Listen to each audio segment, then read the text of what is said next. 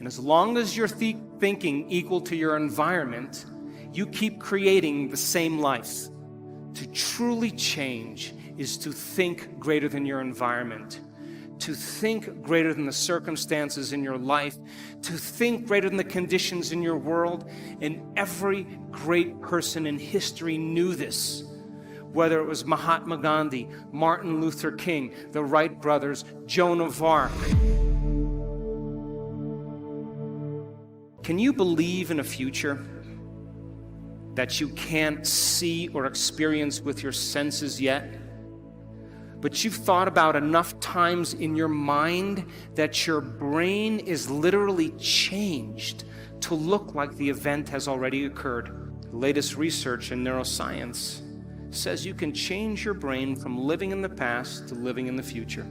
And can you fall in love with that vision to such a degree that you come out of your resting state and change guilt or suffering into inspiration and joy and gratitude? To such a degree that your body, as the unconscious mind, does not know the difference between that external event and what you're creating internally, so that your body believes it's living in that future in the present moment, and you begin to signal new genes in new ways to change your body to look like the event has already occurred.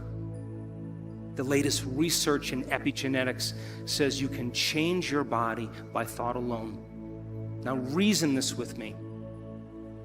If there's physical evidence in your brain and body to look like the event has already occurred, your brain and body are no longer living in the past, they're living in the future. And you will walk right into your vision. Now, most people in this audience, all of you, have done something great in your life. You woke up one day, or you had a wild thought out of nowhere, and that thought was a possibility in the future.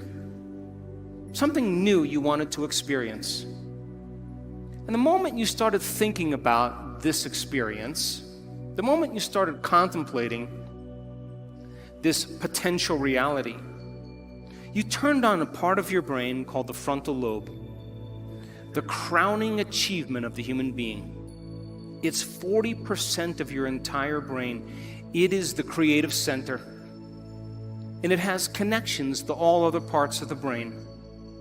And the moment you said, what would it be like to be a leader? What would it be like to be successful? What would it be like to have this vision come true?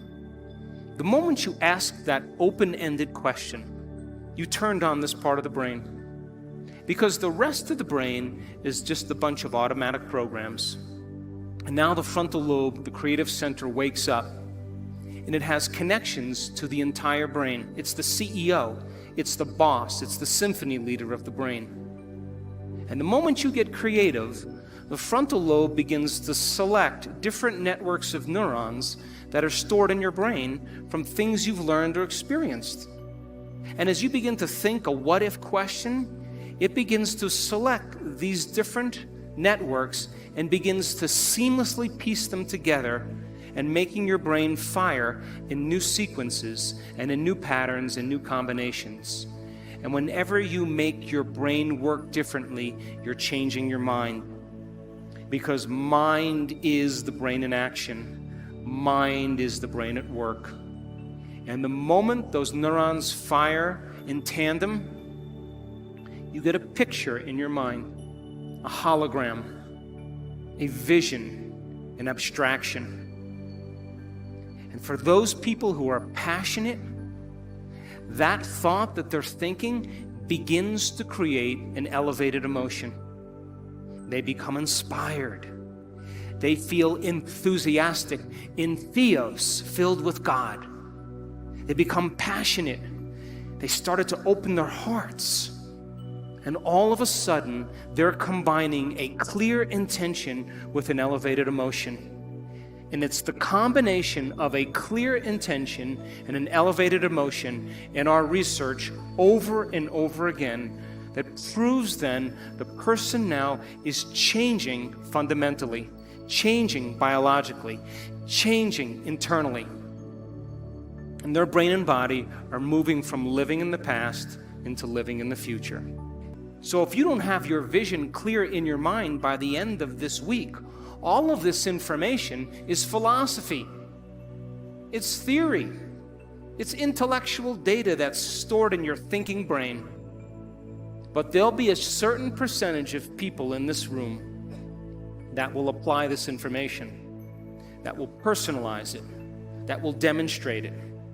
And those people who learn the information and store it in their brain and can repeat it, those people who start thinking about what they're going to do with it, as they begin to think about what they're going to do with it, they begin to install the neurological hardware in their brain, priming them to a new future. And when you take all of this information and you say, how am I going to apply it to my life? And you get your behaviors to match your intentions, you get your actions equal to your thoughts, you've listened to great leaders, you've gotten specific information about success, you understand what it is, what emotional intelligence is and how it is to change a culture, and you start applying it to your life, if you're able to do it, you are going to have a new experience. And that new experience is going to enrich the circuits in your brain, because that's what experience does. And then you're going to feel like a leader. You are going to feel successful. You are going to feel clear. And the moment you feel that feeling, now you are teaching your body chemically to understand what your mind has intellectually understood. We could say that knowledge is for the mind and experience is for the body.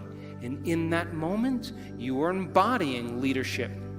You are embodying success. You are embodying clarity. Why?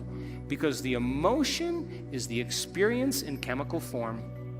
And the moment you feel that emotion, you're teaching your body chemically to understand what your mind is intellectually understood. You are embodying knowledge. But now here's where the expert comes in. If you've done that experience once, you have to be able to repeat it. And great people in the world who are uncompromising, they keep working to reproduce the experience. And if you can reproduce that experience over and over again, neurologically and chemically, you will condition your body to become the mind of it.